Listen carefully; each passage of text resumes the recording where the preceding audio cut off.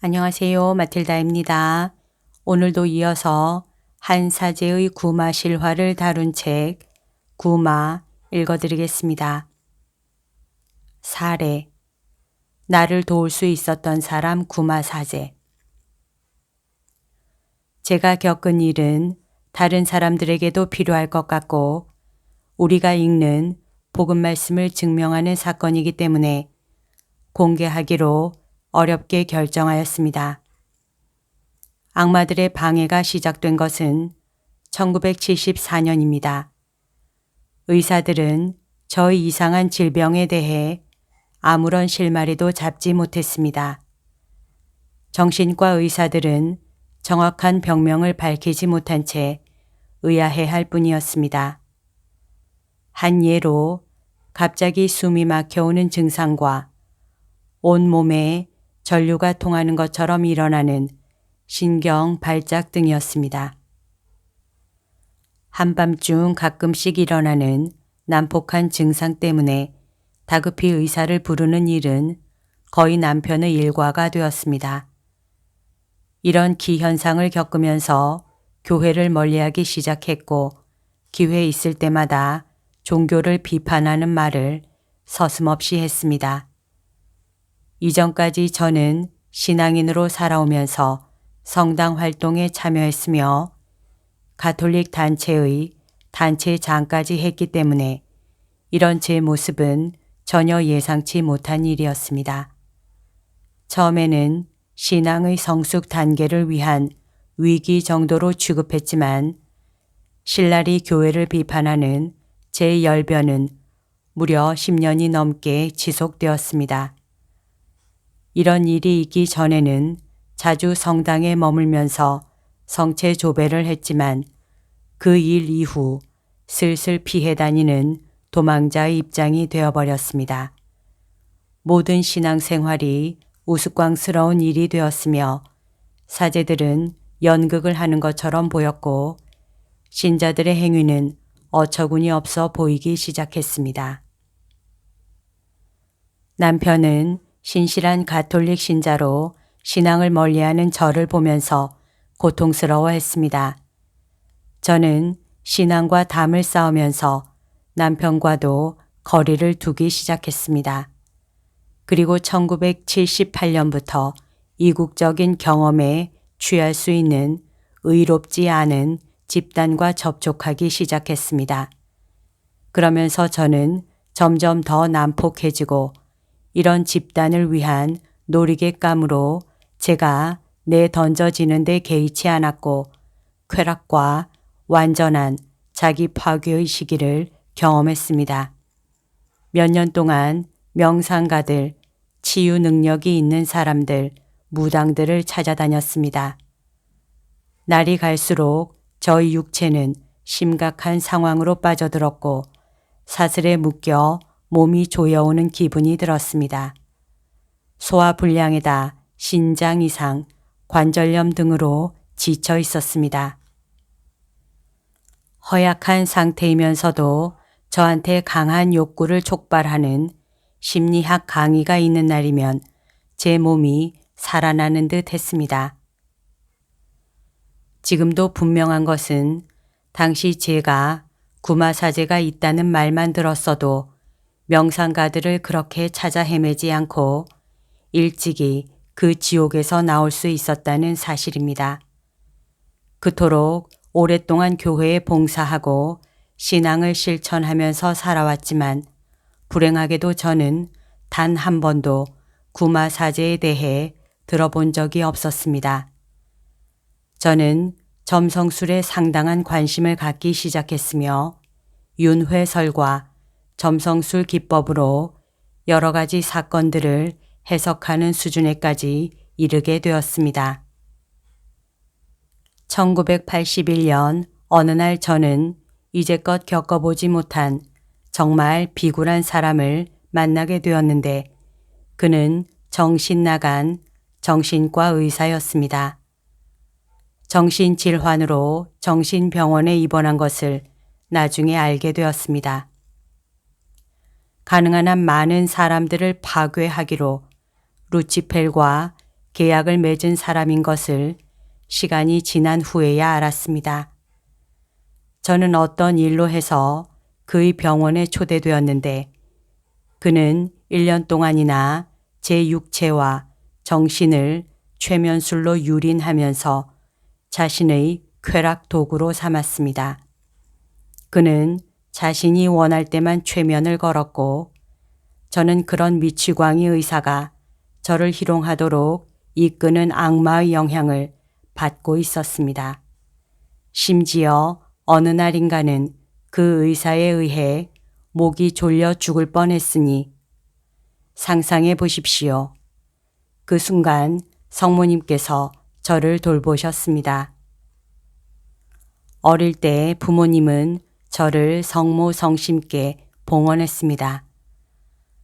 도대체 그 지옥 같은 세상에서 어떻게 나올 수 있었는지 지금 생각하면 꿈만 같습니다. 저는 병원에 실려갔고 거기서 자살을 시도했지만 2달이 지난 뒤 어느 정도 진정이 되었습니다. 그러나 악마는 저를 가만두지 않았으며 정신 분석학에 몰두하도록 만들었고 교회와는 더욱 멀어졌습니다. 더불어 핫 요가 교사 코스에 등록하여 배운 뒤 제가 사는 마을에서 요가 선생으로 생활하였습니다. 저는 불교 신자가 되었고 도교의 명상도 실천했는데 그것은 두 인간으로 분리된 듯한 불행한 생활이었습니다. 그러면서도 교회를 향한 증오심은 극에 달했고 마음속은 절망으로 가득 차 있었습니다. 그 누구도 중요하지 않았으며 심지어는 남편이나 아이들도 관심 밖이었습니다. 그러다가 몇몇 친구들과 접신술을 시작했습니다. 가끔씩 진짜 미친 사람이 되어가는 것 같았지만 그것 외에는 아무것도 할 수 없었습니다. 그리고 저는 현실 세계와 꿈이 헛갈리는 몽롱한 지경에 빠졌습니다. 정신 분석학에도 만족을 얻지 못하자 한 친구가 어떤 여자를 소개해 주었습니다. 저는 그녀의 힘에 놀라움을 금치 못했는데 그녀는 한 이단의 최고 여사제였습니다. 저는 그 사람에게 완전히 반해 남편과 자식, 친척과 친구들까지 그녀에게 인도하였습니다. 지금 생각하면 최면에 걸려 있지 않았나 싶을 정도입니다. 그녀는 자신이 가톨릭 신자이며 그리스도가 자신의 모습으로 윤회했다고 했습니다. 더욱이 간질병을 앓고 있던 제 딸이 치유되었다고 믿도록 저를 유도하는 바람에 저는 딸에게 복용하고 있던 모든 약을 중단하도록 시켰습니다. 며칠 후 딸은 혼수 상태에 빠졌지만 거의 기적적으로 목숨을 구할 수 있었습니다. 그녀가 행하던 조화라고 불리던 치료 과정은 지금 생각해도 두렵고 무섭습니다. 당시 구마사제를 알고 있었다면 저는 저와 가족들에게 일어났던 이런 모든 고통의 행진을 막을 수 있었을 것이라고 확신합니다. 한 구마사제의 기도를 통해서 딸은 지금 더 이상 간질 증세를 보이고 있지 않으니 말입니다. 1984년 저는 5번째 아이를 임신하는 기쁨을 얻었습니다. 하지만 지나치게 허약한 상태였고 기이한 현기증과 두통 등등 의사들이 밝혀내지 못한 질병을 앓고 난 바로 뒤였습니다. 이런 상태였으니 임신 2달 만에 겪은 자연 유산은 당연한 일이었는지도 모릅니다. 저는 심한 출혈로 자궁 적출 수술을 받을 수밖에 없었습니다. 바로 그때 주님께서 저를 기다리고 계셨고 당신 어머니를 보내 위로해 주셨습니다. 그 경험은 놀라운 것이었으며 하느님께서 응답하신 순간이었습니다. 성모님이 병원 입원실에 남겨져 있는 저를 간호하며 함께 하신 것 같았습니다. 제 과거를 꾸짖으시며 당신을 따라오도록 초대하시는 어머니. 그때 저는 청빈한 평화와 기쁨을 느끼면서 엄청난 행복에 젖어들었습니다. 그런데 그 뒤로 큰 시련의 시기가 왔습니다. 동정녀께서 더러움으로 가득한 제 의식을 정화시키셨지만 한편에서는 악령이 도저히 견디기 힘든 유혹과 의심을 유발시키면서 과거 악의 길로 돌아가도록 저를 끌어당겼습니다. 마찬가지로 그런 시련을 겪을 때 구마사제가 존재한다는 사실만이라도 알았더라면 많은 도움을 받았을 것이라고 믿습니다. 그때 저는 몸속에 악마의 현존을 느끼고 있었으며 특히 한밤중에 너를 다시 소나귀에 넣고 말겠다는 말을 듣곤 했습니다. 저는 도움이 필요하다고 느끼고 한 사제를 찾아갔지만 이런 악마의 올가미에 대한 경험이 전혀 없는 그분은 제 상황을 이해하지 못했습니다. 사제들에게는 죄송스럽지만 꼭 드릴 말씀이 있습니다. 구마 분야에 완전하게 무지한 사제의 모습을 피부로 직접 느꼈다는 사실을 고백하지 않을 수 없습니다. 1988년도 여전히 심한 투쟁의 연속이었습니다. 제 의지가 굳건하게 주님 쪽으로 향하자 악마는 이제 남편과 자식들로 방향을 잡고 설명 불가능한 악행들을 행하기 시작했습니다. 13개월 동안 14번이나 남편과 자식들이 병원에 입원했고 윤리적인 공격과 가정을 파괴하려는 심각한 시도가 이어졌습니다. 또 한밤중에 순식간에 잠이 깨어 도저히 기도할 수 없을 정도로 몸서리가 처지는 절망감에 짓눌려지는 아무리 원해도 기도할 수 없는 상태를 경험하기 시작했습니다. 그런데 그 와중에 저는 분노가 사라지기 시작했으며 온 마음을 다해 하느님을 새롭게 경배할 수 있게 되었습니다. 기도하게 됨으로써 악마로부터 해방되었다고 믿었지만 저는 속고 있었습니다. 악마의 행동은 훨씬 더 교활해져서 제 존재 자체를 약하게 만드는 데 이르렀습니다. 예를 들어 피정에 참여했을 때 심한 좌절감을 동반한 견딜 수 없는 의심들이 일었습니다. 혹은 순례를 하고 돌아올 때는 저는 피투성이가 될 때까지 얻어맞은 느낌이 들었습니다.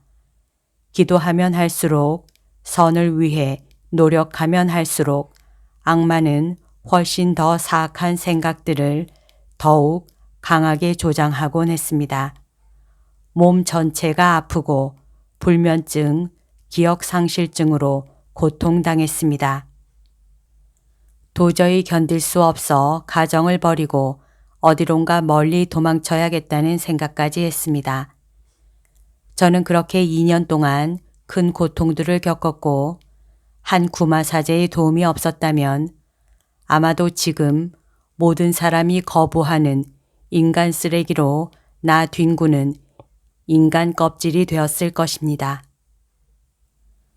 오랜 기간 동안의 어둠과 고통의 터널에서 빠져나올 수 있도록 도와준 구마사제를 만난 일은 그냥 우연이 아니라 분명 티 없으신 동정 마리아께서 미리 배려하신 사건입니다. 그 구마사제가 저를 위해 기도하기 시작하자 모든 것이 바뀌었습니다. 고통은 사라지지 않았지만 느낌, 제가 예수님의 빛 속에 살고 있는 바로 그 느낌이 살아났습니다. 구마 예식은 몇 시간 동안 저에게 평화와 안식을 주었습니다. 그리고 지겨운 투쟁이 반복될 때마다 저는 모든 힘을 다해 기도하고 온전히 주님의 의지에 의탁했습니다. 그러면서 저를 완전히 믿어주는 사랑하는 사람들을 더욱 이해할 수 있었습니다. 저는 영적으로 하느님과 일치한 삶을 살고 싶다는 열망이 점차 자라고 있음을 느꼈을 뿐 아니라 그리스도의 순환 관점에서 바라볼 때 제 십자가는 전혀 무겁지 않음을 알게 되었습니다. 물론 여전히 투쟁을 하고 있지만 진정한 평화와 기쁨의 순간이 공존하고 있습니다. 그리고 구마 기도를 통해 점차적으로 좋아지고 있는 제 상태를 발견합니다. 이것으로 제 이야기를 끝맺습니다. 논쟁할 마음은 없지만 몇 가지 언급하고 싶은 내용이 있습니다. 제가 속한 교구의 교구장과 사제들은 항상 가난한 이들과 함께하고 있다고 선포합니다. 이런 차원에서 본다면 끊임없는 악령의 핍박 속에 살아야 했던 저야말로 가장 비천한 사람으로 도움을 필요로 하지 않았나요? 18년 동안이나 교구에서 말하는 가난한 사람들 부류에 속해 있던 저였지만 이런 상황을 아무리 사제들에게 설명해도 전혀 이해하지 못했습니다. 전혀. 아무런 도움도 주지 않았지요. 예수님께서 나의 이름으로 악령들을 쫓아내라고 하셨음에도 불구하고 말입니다. 사제들에게 맡겨진 이런 사명과 권한, 의무는 너무나도 분명하다고 생각합니다. 여기까지가 오늘 들려드릴 내용입니다. 오늘도 하느님의 뜻 안에서 서로 사랑하는 하루 보냅시다. 사랑합니다. 축복합니다.